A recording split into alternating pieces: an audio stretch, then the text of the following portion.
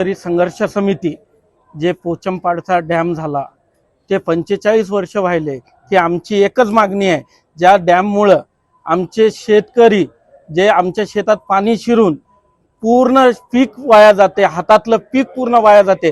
आम्हाला आतापर्यंत एकाही वेळेस मोबदला भेटला नाही आणि जे शेतकऱ्याला मदत भेटते वलितांची बी तेवढीच आणि कोरडवाळूची बी तेवढीच, सारखाच अन्याय दर 45 वर्षापासून आम्हाला अन्याय होत आलेले आहे। याच्यावर स्वर्गवासी माझे उपमुख्यमंत्री अजितदादांनी 28/10 एक मीटिंग घेतली होती। त्यावेळेस कलेक्टर साहेबांच्या मार्फत की 350 कोटी रुपये यांना मुआवजा द्या म्हणून सांगितलं होतं, परंतु काही काळावाद अजितदादा आपल्यात राहिले नाहीत, ते स्टॉप झालं।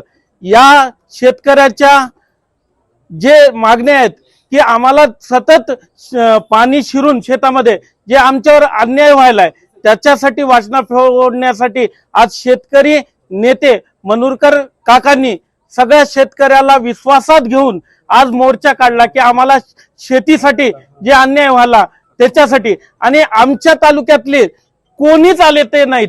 शेतकरी स्वतःला शेतकरी नेते म्हणतात आणि जे आमदार खासदार आहेत ते आज शेतकऱ्यासाठी रस्त्याला यायला पाहिजे, आज ते एसी मध्ये बसून आहेत आणि शेतकरी तळामळा आज 43 डिग्रीच्या तापमानामध्ये शेतकरी मोटरसायकलवर येऊन इथं कलेक्टर ऑफिसला आपल्याला पत्र देत आहे।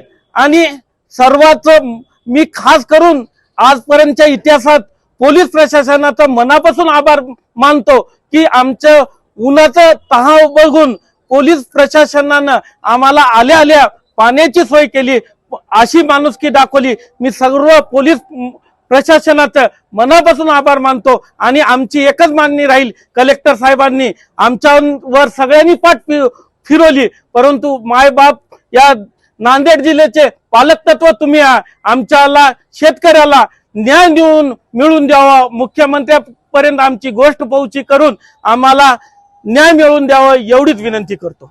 किती कार्यालयावर जिल्हा जन आंदोलन संघर्ष समितीच्या वतीनं गेल्या 45 वर्षापासून पोचमपाडच्या बॅकवर्डमध्ये बाधित असणाऱ्या शेतकऱ्यांनी हा एक ठिकाणी मोर्चाद्वारे आपला रोष व्यक्त केलेला आहे। 1983 ला तेलंगणामध्ये जे पोचमपाड जे श्रीराम सागर या नावाने ओळखलं जातं त्या धरणाची निर्मिती झाली। धरण निर्मिती झाल्यानंतर त्याच्या वरच्या बाजूला जो फुगोटामध्ये बॅकवॉटरचा पाणी येतो, जवळपास 8 तालुके त्याच्यामध्ये बाधित आहेत। मुदखेड पासून उमरी, धर्माव, नायगाव, बिलोली, देगलूर आणि लोहा ही तालुके सातत्यानं पुरामध्ये जातात। शासनानं अनेकदा विनंती करूनही आम्ही गेल्या वर्षी 1 महिना आंदोलन केलं, मी पलीकडल्या वर्षी 1 महिना आंदोलन केलं, मग शेतकऱ्यांनी आंदोलन करू जर न्याय मिळत नसेल तर आम्हाला रस्त्यावर यावं लागेल। त्या अनुषंगानं ह्या पूरग्रस्त भागातील शेतकऱ्यांनी आपल्या विविध मागण्यासाठी जिल्हाधिकाऱ्यावर हा मोर्चा आणला।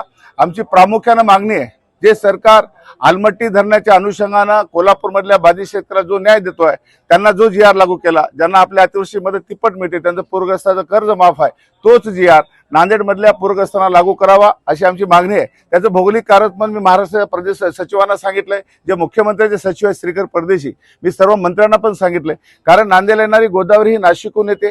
नाशिक हा महाराष्ट्राच्या पश्चिमेचा जिल्हा, नाशिकहून गोदावरी नांदेडमध्ये 700 किलोमीटर येते। येताना नदीमध्ये 6 धरणाचं पाणी टाकलं जातं, 9 नद्या तिला मिसळतात। मग प्रचंड असा महापूर घेऊन जर महाराष्ट्राचा पूर आमचा नांदेड जिल्हा झेलत असेल आणि नांदेडच्या पूर्वेकडले तालुके उमरी, धर्माव, नायगाव, देगलूर, बिलोली ही तालुके, मुदखेड ही तालुके सातत्याने अतिवृष्टीमध्ये आहेत। शेतकरी उद्ध्वस्त झालाय, शेतकऱ्याकडे 10 पैसे नाहीत, मुलांचं शिक्षण आहे, मुलींचं लग्न आहे, मग आमचा शेतकरी किती दिवस त्रास सहन करणार? मग शासनाला जागा करण्यासाठी आम्हाला रस्त्यावर आज 45 डिग्रीचं टेम्परेचर आहे, आज माता भगिनी या रस्त्यावर आहेत, कशासाठी? येणाऱ्या पिढीसाठी। आम्ही त्या ठिकाणी शासनाला विनंती करतोय, 45 वर्षात आम्ही महापूर सहन केलाय, आमच्या ह्या मुलांसाठी शिक्षणासाठी म्हणा धरणग्रस्ताचं प्रमाणपत्र द्या।